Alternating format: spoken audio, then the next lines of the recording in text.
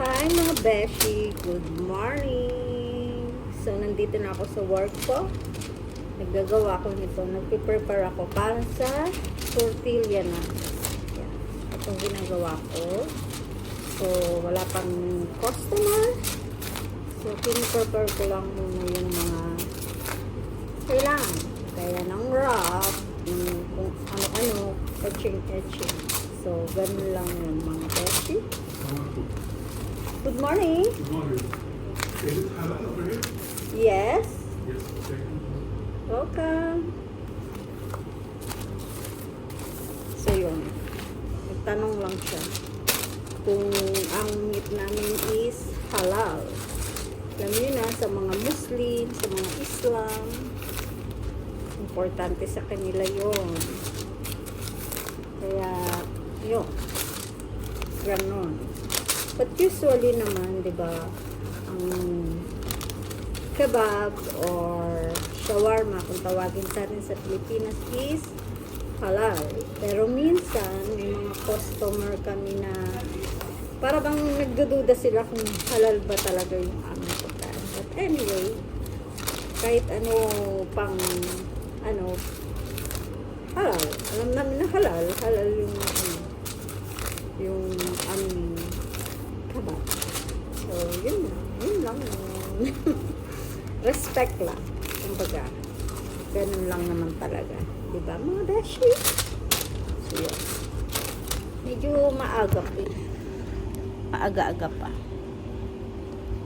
Maaga-aga pa talaga. Ayan, mga beshi ko. For today, meron kaming chicken kebab ang aming meat today. Kasi usually, chicken and beef ang aming meat. Yeah. Hi mga beshi. So, yeah, andito na ako sa bahay. So, galing ako ng Lidl. Yan, ng Lidl. Nagbili ako ng ice cream. Ayan, ice cream. Ay, ganun pala. Tsaka ng isda. Ayan, Lidl. Isda. Losos. Kasi magluluto ako ng munggo. So, sa munggo, masarap yung, hindi ko lalahukan yung munggo. Igigisa ko lang siya sa sibuyas, kamatis, at bawang. At, ayun, magpiprito lang ako ng isda. So, yun, makakapag-isda ako ngayon dahil mag-isa lang si Beshi sa bahay. So, mag-isa lang ako ngayon. 20 days. 20 days ako mag-isa lang. Dahil si Darling is nag-holiday. So, hindi ako sumama mag-holiday kay Darling. So, ang gagawin ko is magpapakulo muna ako ng munggo at palalabutin ko siya. And then, habang nakasalang yung aking munggo, habang pinalalamig ko siya is magsasampay ako ng labahan. Kasi kaninang umaga umalis si Darling, nagpalit ako ng bed sheet, pinalitan ko lahat. And then, yeah, isinalang ko siya bago ako pumasok. So, yeah, for sure, tapos na yun. So, isasampay ko muna siya mga beshi. So, yun nga, mag-aano muna ako. Magpapalambot ako ng munggo. Yeah, alam ko may munggo kami ito. Magpapalambot muna ako. Magluluto ako ng munggo. Yan ang ating. Yan, ang takalan na ginagamit ko is yung, tawag nito, pantakal sa bigas. So, isang ganito yung niluluto ko. Si Darling kumakain itong munggo. Kaya lang, since mag-isa lang ako, ayun, pandalawang araw na itong lutuan na ito, mga beshi. Pandalawang araw talaga. Oo, mga beshi. So, yan. Gasan muna natin siya. At saka pakuluan.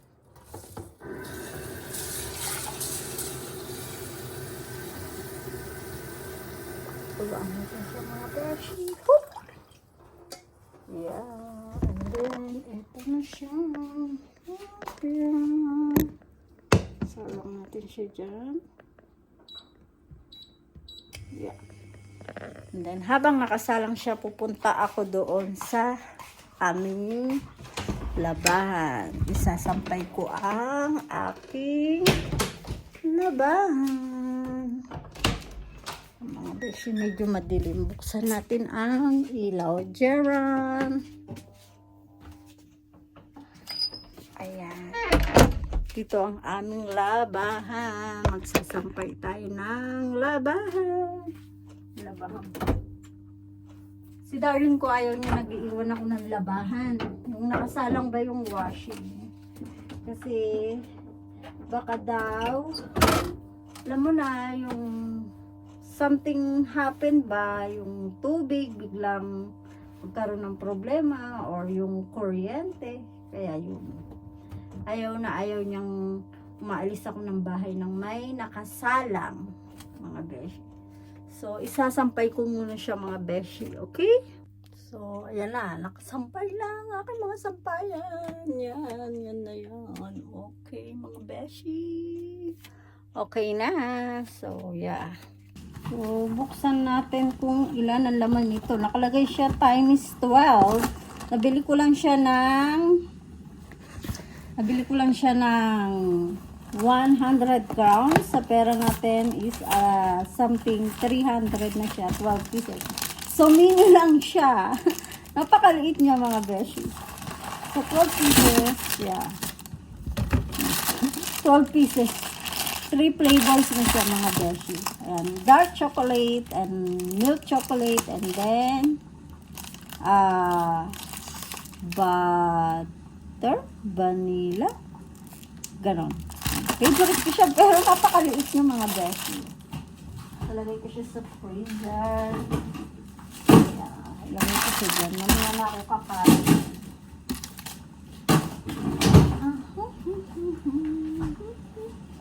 Yun. And then, eto, magpiprito ako ng isda. Anong ulam natin? May kanin ako, mga beshi. Nagsaing na ako kaninong umaga eh. Kaya hindi na ako magsasaing.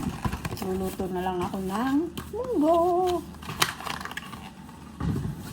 So, ayun, mga beshi, nagpalit na ako ng damit kasi magluluto nga ako. And then, nakita ko sa freezer, meron pala akong hipon. Yung ganitong hipon. Plain lang siya. So, naisipan kong lahukan yung aking munggo para medyo malasa siya. And then, habang pinalalambot natin ang munggo, magtitimpla ko ng aking collagen. So, yun. Umiinom ako ng collagen. So, yun. Gumagamit ako ng yung ano nila, yung tubig nilang may mga flavor na fruits. Kasi, yung collagen na iniinom ko is hindi, wala siyang lasa. May lasa siya, strawberry flavor, pero hindi siya ganun kaganda. Ito yung iniinom kong collagen. Yes. Sa my Nature Spines ko siya ino-order sa Facebook. Yeah, doon ko na-discover yung ano nila. To, 2 scoop yung inilalagay ko, mga beshi. Sa 2 scoop. Ito siya. Yan. 2 scoop lang yung inilalagay ko. Kasi ang ano niya is 2 scoop talaga. Yan. Iinom na ako nito para pag naluto ko yung aking ulam is medyo tawag nito. Hindi na ako busog kasi inom akong tubig, parang mabubusog na ako, diba? And then, umiinom ako ng Myra E. Ayan, Myra E. Yan ang iniinom ni Beshi. Yan ang ating anti-aging. Wow, anti-aging. Yan, mga Beshi. Tayo is may edad-edad na. So, kailangan na natin ng mga ganyan. Wow! Hindi siya pampaputi. Pampa, ano lang ba? Pampabata. Wow. Pampabata talaga. Parang ang dilim ng ano ko, ng aking camera. Nasa ilalim kasi ng ano yung ano ko, camera.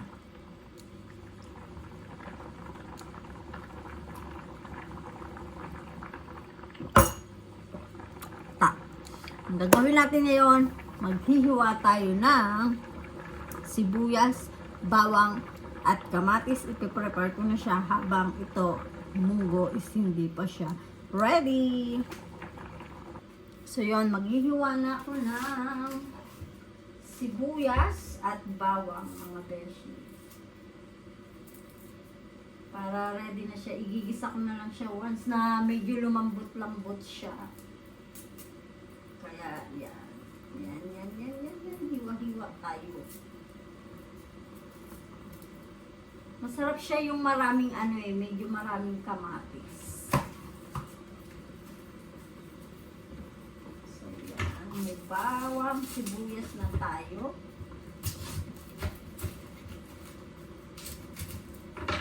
Para ready na siya mamaya pagkalambot.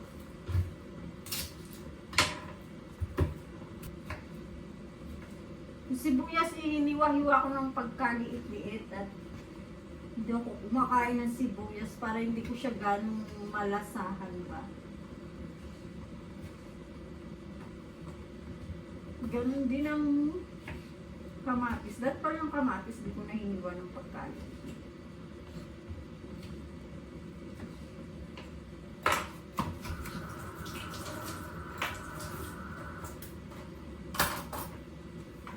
Yan, mga beshi. And then, eto, nag-ice pa siya. So, ibababad ko muna siya sa tubig.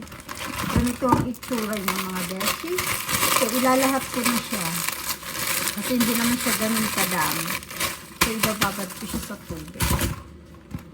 Ready na ang munggo, mga beshi. So, magigisa na tayo. Ito yung losses na binili ko. 4 slice siya. So, ayan. Nilagyan ko na ng asin, may sibuyas, bawang at kamatis tayo. So, yan mga beshi. And then, ito yung hipon. Ilang piraso lang pala siya. So, pag naluto yan, maliliit pa yan. So, ilalahat ko na siya mga beshi. Pero medyo nag-ice pa siya. Pag ginisa ko naman yan, malulusaw na siya. So, ayan mga beshi, magigisa na tayo. Mamaya kung naipiprito ko yung losses ko, pag last na, lulutuin ko muna ang aking monggo. So, yeah, of course, mainit na ang ating, di siya sa kawali, sa kaserola. Ito ko siya igigisa. Ayan mga beshi. Pagyan ko na siya ng mantika. And then, yeah, ang aking kurtina is medyo masabit-sabit. Ang ilalagay natin is, ito muna ilalagay ko yung hipon bago yung sibuyas bawang. Hindi ko na siya hiniwa. Hiwa-hiwain ko pa kaya, no? Hiwa-hiwain ko muna siya. So, yun mga beshi, hiniwa ko yung yung hipon kasi masyado siyang malaki. Kaya yung magigisa ko. Ow! Stop! Dumagsak. Gigisa ko muna yung aking hipon. Para medyo ano siya. Pakasan natin ng apoy. Apoy talaga. No?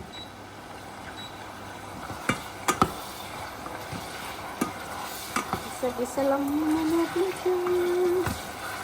Ganyan. Oh, nawala yung mantika. Kasi medyo may yelo pa yung Ilalagay na natin ang sibuyas. Lagay na natin lahat yan mga beshi. Okay na yung hipon. Isang gisahan yan.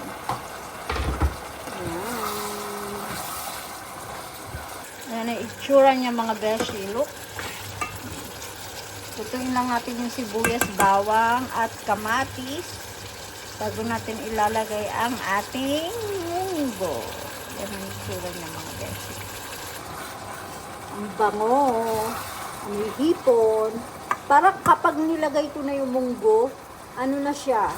Puno na. Totoo mga beshi. Pwede ko nang ilagay yung munggo. Ready na siya. Oh! Ilagay natin ang munggo. Yan. Napuno na siya. Dapat pala dito ko na siya ginisa kasi medyo malaki-laki itong kaserola natin. Medyo mataas-taas siya.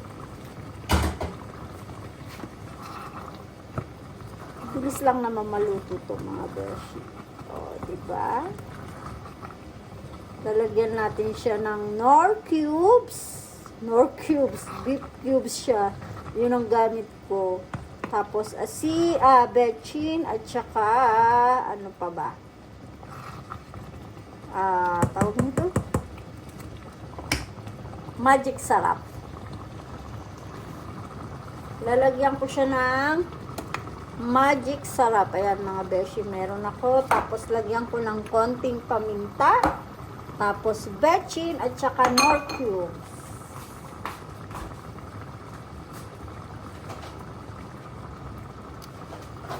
Wala akong ibang pampalasa kundi ito lang mga beshi, Knorr cubes. Ang flavor niya is beef. Wow. Anong lasa na, no?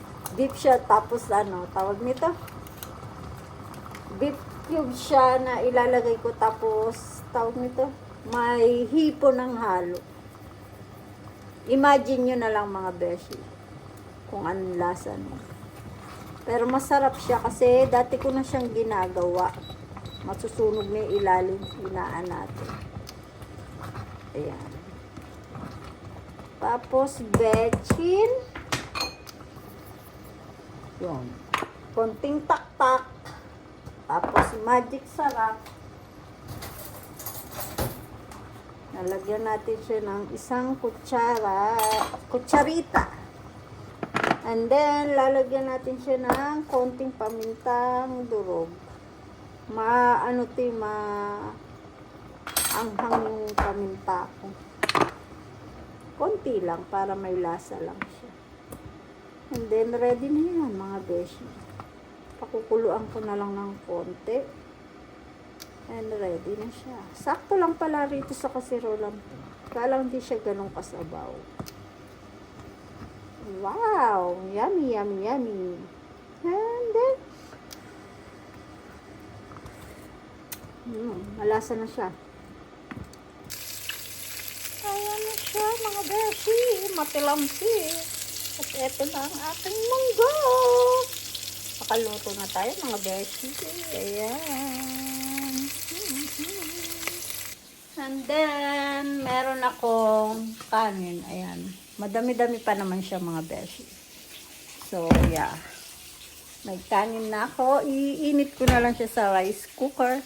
Alam nyo ba mga beshi, ang oras dito is 6:30 na ng gabi, ng hapon or gabi. 'Di ba? Maliwanag pa. Hanggang alas 9 pa yung liwanag na yan. Ganito ngayon. Dahil summer is summer. So, yun. So, yeah. Ready na siya mga beshi. Look. Happy ang beshi. Dahil may rice tayo. Rice is real. Yeah, kaya lang matilamsik mga beshi. Matilamsik siya. Takot ako sa tilamsik ng mantika. Alam niyo ba yun? Hindi lang naman siguro ako ang takot sa tilamsik ng mantika. So mga beshi, ayan. May kanin na tayo. Ito na yung pinirito kong lasas at ang aking munggo-munggo. Yeah, kakain na tayo mga beshi. So, yeah. Thank you sa pagsama sa akin sa pag-prepare ng aking pagkain today. So, let's eat mga beshi. Hope na nag-enjoy kayo dun sa video ko today. Wala siyang kwenta but yeah. I'm just sharing only. Gusto ko lang i-share sa inyo na ganito pala ang buhay, no, kapag mag-isa ka lang. Walang darling, walang ano. Pero not so bad. Hindi ko sinasabi na mas gusto ko na wala si darling, pero yeah, but sometimes kailangan ko ng peace of mind. Kailangan ko ng kalayaan. Kasi kung tutuusin mga beshi, kaya ako na-stop mag-vlog dahil kay darling. Ayaw niya tong ginagawa ko na nagbe-video ko, na nagba-vlog ako, na nag-aano ko. Not because ayaw niya. Ayaw niya lang kasi, yun nga, pag nag-vlog ako or nung nag-start ako mag-vlog, Yung oras ko is, yun na nga, nagtatrabaho ko araw-araw. Yung oras ko halos trabaho na lang ng trabaho. Tapos yun, pagdating ko, yun nga, nag-edit pa ako ng video ko kasi lahat gawa mo. Pagka nag-vlog ka talaga is lahat sa'yo. Pag-edit, lalo na ako, mag-isa lang ako rito. And then, kaya hindi niya ako ganun ka-support. Pero, sinuportahan niya rin ako, lalo na nung nalaman niya na monetize na ako. Yun, pag sinabi kong gusto ko ng bagong camera, gusto ko ng ganito, ng ganito, lahat yun, binibilihan niya ako, nahanapan niya ako kung saan ako pwedeng bumili ng mura, ganun. Binilihan niya pa nga ako ng GoPro Kasi nga pag nagta-travel kami, gusto ko yun nga, nagbibideo, ganyan, yan. Pero, isa rin sa mga dahilan kung bakit ako huminto sa pagbablog. Dahil din kay Darling. Kasi nga, ayaw niya. Nakalimutan ko maghiwa ng sibuyas at kamatis sa usawan nitong isda. So yun, yung niluto ko ngayon, bali, may malaki akong mangko. So hanggang bukas ko na siya mga beshi. So yun, yun yung dahilan. Kaya ako nawala sa pagbablog. Kung bakit ako nahinto. Tapos, yun nga, masyado na rin naging busy talaga sa trabaho ko. Dahil sa trabaho ko, meron akong 9 hours na duty, 8, 9, and 10. Kasi pag Sunday till Thursday, 9 hours. Tapos pag Friday, Saturday, 10 hours kami. Kasi maraming tao. Tapos, pag Friday, Saturday, maabot kami ng 3 in the morning bukas yung shop. So, may shift kami, may 2 shift kami palitan. 8 to 5, 5 to 1. Tapos, pag Friday, Saturday, 8 to 6, 6 to 3 ng umaga. Ganun yung duty namin. Tapos yun.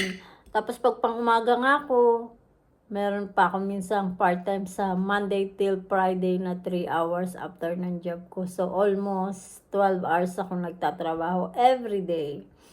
Tapos, pag pang gabi naman ako pumapasok sa shop, ganun din. Kahit 1 o'clock na ako nauwi ng madaling araw, darating ako ng bahay, makakatulog na ako mga alas 2. Bumabangon pa rin ako ng umaga, gawa ng may part-time ako, may 3, 4, 5, 6 hours maximum. Yun, alas 9 hanggang alas 3 ng hapon. Pagtapos nun, uwi lang ako ng bahay, mag-change ako ng damit ko, papasok ako sa shop. Ganon kasi pag si Beshi nyo. Ganon kasi pag ganon ako kagarapal sa trabaho, dahil meron akong pinag-aaral na 2. So, mga college na yung mga anak ko. So, kaya kailangan ko magtrabaho para mapag-aral ko yung mga anak ko. At, yung sustento nila. Since mga estudyante pa sila, sinusustentuhan ko pa rin sila. Siyempre, hindi lang naman ako nagtatrabaho para pag-aralin o pagtapusin sila. Siyempre, nagtatrabaho rin ako para kahit pa paano makaipon ako para sa pagtanda ko. So, yun lang mga beshi. So, yeah. Dito ko muna tatapusin yung kwento ko. So, see you sa susunod kong video. Baka medyo mahaba-haba at ma-share ko sa inyo kung ano talaga yung nangyari, bakit ako napa-stop. But, it's really reason is, yun nga.